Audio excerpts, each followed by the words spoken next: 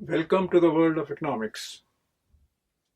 I am your teacher, S.K. Agarwala. Although you have already studied some economics in class 11, but economics in class 11 was more of a descriptive nature rather than theoretical nature.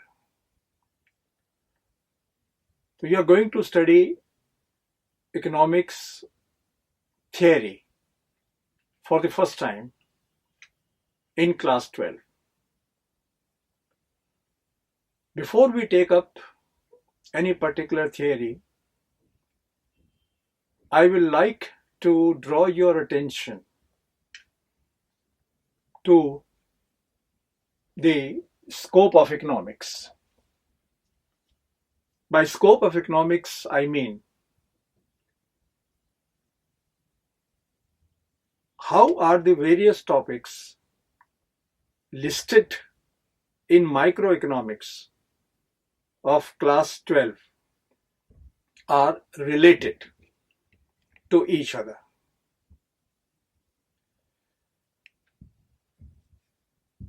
Basically, a study of economics is simply the analysis of the choice-making behavior. What is choice-making behavior? You have two options, three options, four options. You cannot adopt all the options at the same time. You have to make a choice. What is the best option before you? Why does this problem arise? We will study a little later, but it's basically choice-making behavior, which you study in almost every topic of economics. Now, broadly, economics is divided into two parts: microeconomics and macroeconomics. Microeconomics is the study of an individual unit. Macroeconomics is the study of nation as a whole, country, or the country as a whole. Let me complete it.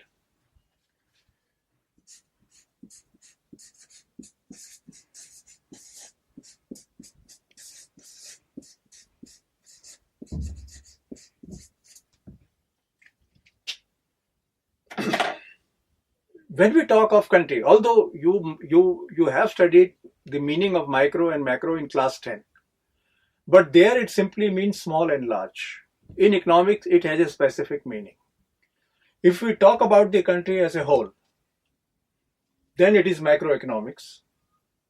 But if we talk about any individual unit, now that unit may be a consumer, that unit may be a producer, a firm, an industry.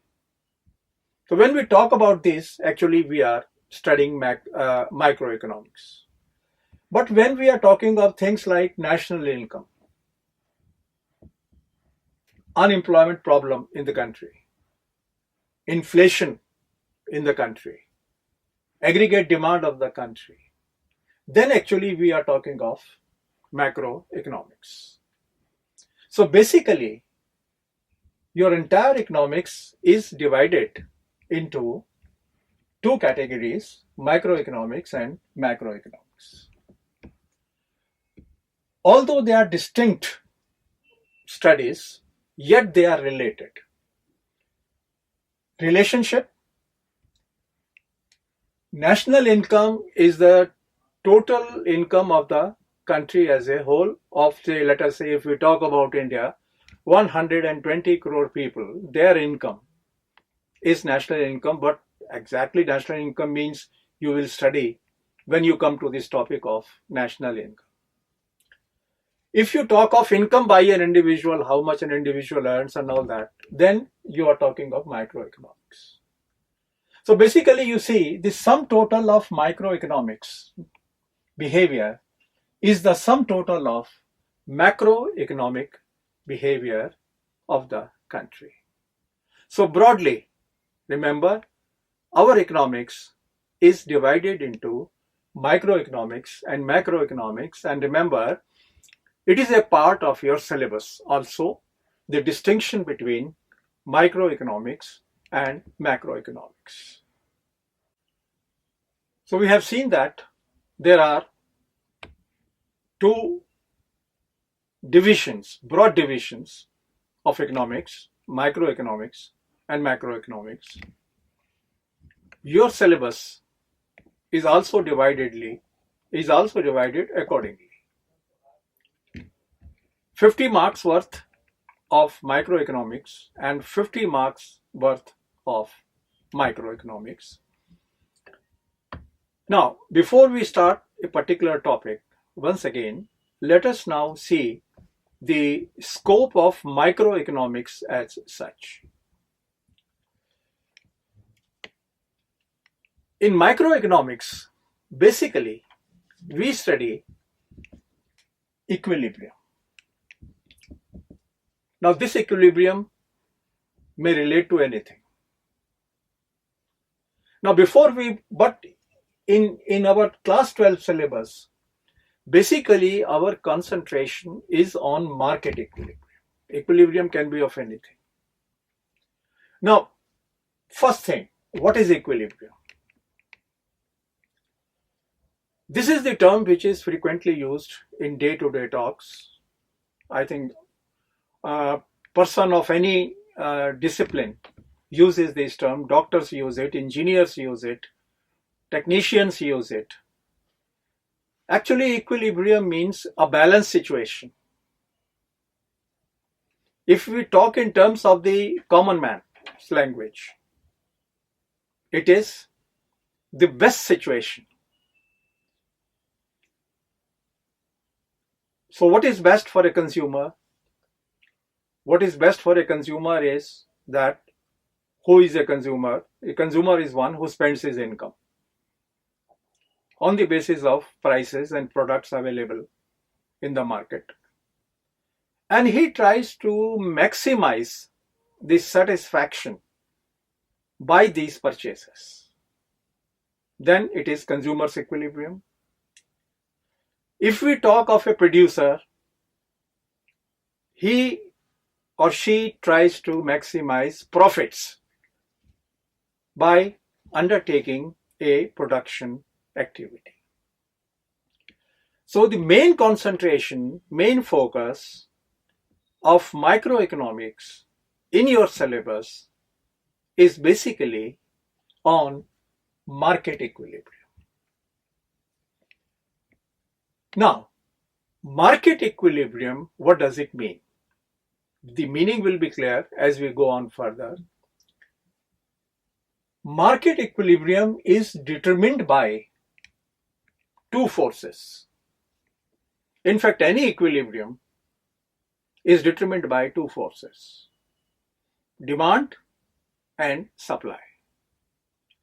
For example, market for a good is in equilibrium when the demand for that good equals supply of that good. So there are two forces, demand and supply. Let us proceed further.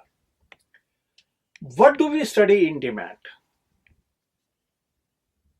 The question is, who demands?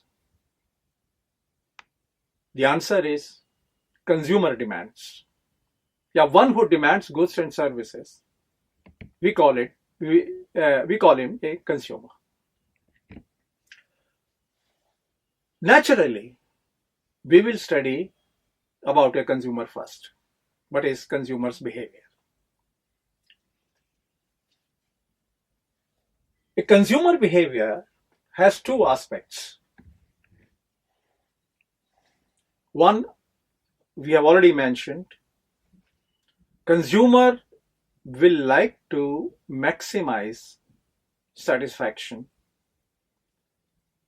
from the purchases of goods and services in the market. So one aspect of consumers' behavior is maximization of utility. In the technical language of economics, we call this situation where consumer maximizes satisfaction as consumer's equilibrium. Now remember, in your syllabus, this is one topic about consumer's equilibrium. What are the conditions of consumer's equilibrium? How does consumer attain satisfaction? What are its limitations and all that? The second aspect, we have just said consumer goes to the market to make purchases. Now remember, you are a consumer. Suppose you go to the market, you want to buy something and you have a price in your mind. What is that price? This commodity should be available to me, let us say at rupees 100. It should be available. Not that I want to pay 100, it should be available and you are ready to spend 100. When you go to the market, you find that the price of the commodity is not 100 but 80 in the market. It has come down. Earlier it was 100, now it has come down to 80. But you have gone to the market with the intention that price would be 100 and I will purchase, let us say, 1 kilo of rice, suppose. But when you find that price has fallen, there is a temptation to buy more. If you find the price has risen, instead of 100, the rice is now available for 110, then there is sort of a discouragement in you, and instead of buying, let us say, 1 kilo, you may like to buy 750 gram or 700 grams or some such thing. What we mean to say, what exactly will you behave is a different analysis. But what we want to say is, consumer reacts to change in market price. Market price falls, he reacts. Market price rises, he reacts. So this is second aspect of the consumer's behavior, reaction to change in price. अगर बाजार में कीमत कम ज्यादा होती है तो हर आदमी कुछ ना कुछ सोचता है कि मैं कम खरीदूं, ज्यादा खरीदूं, उतना ही खरीदूं. अब हम इस बात पर नहीं जा रहे हैं कि वो वाकई करेगा क्या, उसके लिए टॉपिक्स हैं, हम उस पर स्टडी करेंगे.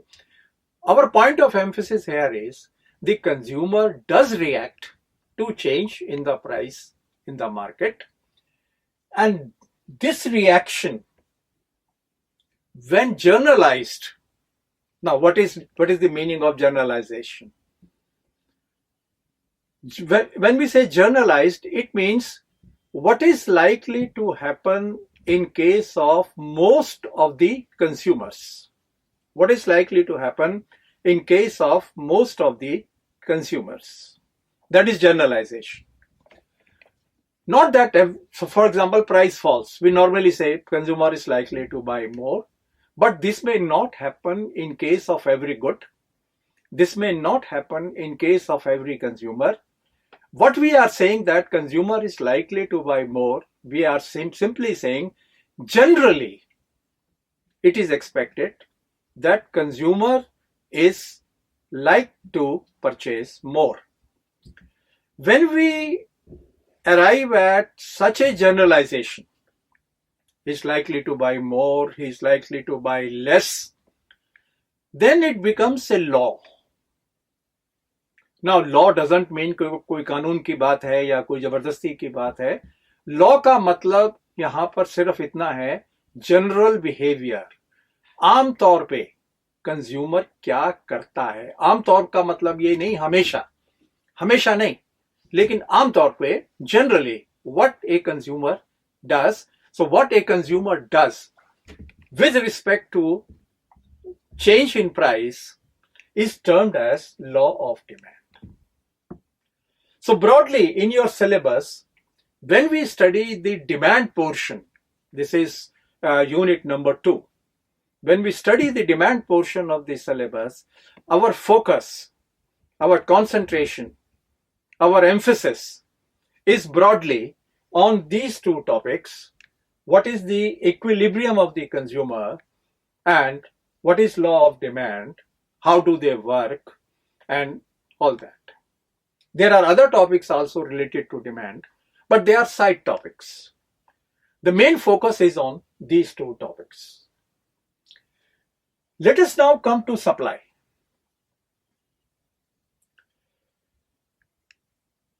Who supplies? The producer supplies. Supply means, let us say, selling, manufacturing, everything is included in this, of goods and services. Producer supplies. So naturally, we will study the behavior of the producer. Behavior of the producer. Just like there are two aspects of demand, there are two aspects of behavior of the producer also. One aspect is similar. That was in case of a consumer. Maximization of profits. Consumer's intention was to maximization of utility, maximization of satisfaction. Producer's intention is maximization of profits. So that is one aspect which we will study. And we have just said, when we talk of maximization, we talk of the best.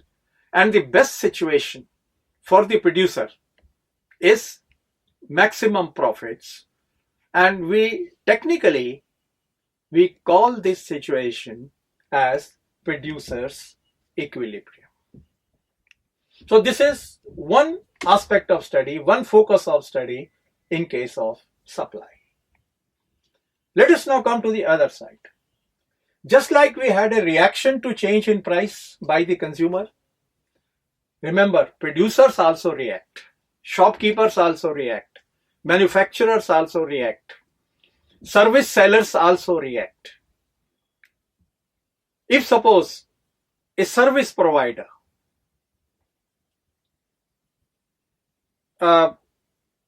the service he or she is selling is getting good price in the market, what will be his reaction?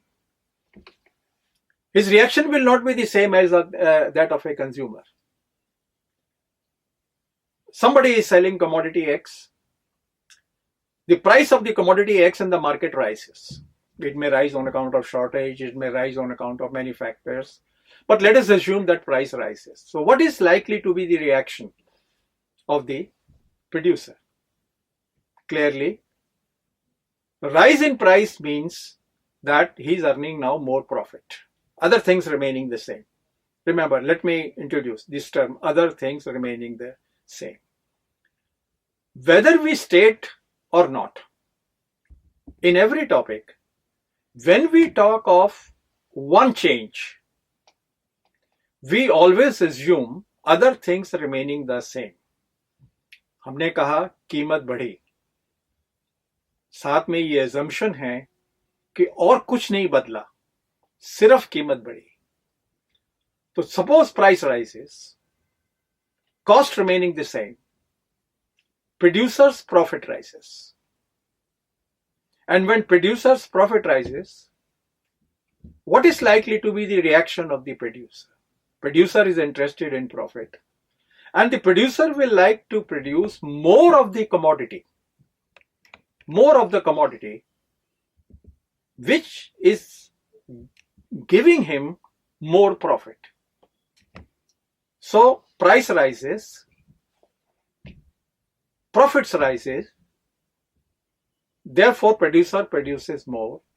Now this becomes a law of supply.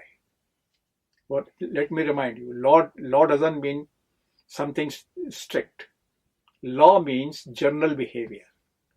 General behavior of a producer is to supply more when price falls. when price rises. Similarly, if price falls, opposite happens. Now what happens? Price falls, other things remaining the same. His profit falls. Profit falls, he is discouraged to produce that commodity, to sell that commodity, to sell that service. So he will like to shift over to other areas where he can get more profit. So if price falls, the producer is likely to supply less because his profits fall. This is another aspect of the law of supply. So normally, remember, I'm using the term normally. Normally doesn't mean always. Normally this happens. When price in the market rises, producer is likely to supply more. When price falls in the market, producer is likely to supply less. And this generalized behavior of the producer is known as law of supply. This is another topic of study in your syllabus. Now, another question appears. On when a producer produces a commodity, he or she always has a particular price in mind, that I will be satisfied if my product sells for this price. He may get a higher price in the market. He may get a lower price in the market, lower than what he thinks he should get. But every producer has in mind that if I am able to sell my product at this price, suppose the price is rupees 100, that if I am able to sell 100 at 100, I am satisfied. Suppose he sells it at 105, 110, then naturally he is getting profit. Suppose he is able to sell it at 95, he wants to sell at 100, but it is not in his hand. Only market will determine whether he will be able to sell at 95 or whether he will be able to sell at 105. Suppose he is able to sell at 95, then he makes losses. Now, we have just said a producer has a price in mind. अगर मेरा सामान इतने में बिक जाए, मैं satisfied हूं. Satisfied होने का मतलब ये नहीं कि ज्यादा में बिके तो मैं नहीं बेचूंगा. Satisfied होने का मतलब है, so this is sort of a minimum price which he wants, at which he will be satisfied. But how does he decide that minimum price? कि इतने में बेचूंगा, 100 रुपए में बेचूंगा. It is determined by cost of production. Her producer की पहले ये इच्छा होती है कि जो मेरी लागत लगी है, कॉस्ट लगी है, वो मुझे वसूल हो जाए, वो मुझे प्राप्त हो जाए. So every producer will like at least to recover what he has spent. Remember, it has lots of implication that spending doesn't mean only cost. In economics, cost also includes some amount of profit, some minimum amount of profit also. That topic we will take up later. But remember, cost doesn't mean cost in economics as such. There are many elements of this which we will discuss when we come to the topic cost. But how much a producer will be willing to supply? Remember, there is a difference between what he will actually supply and what he is willing to supply.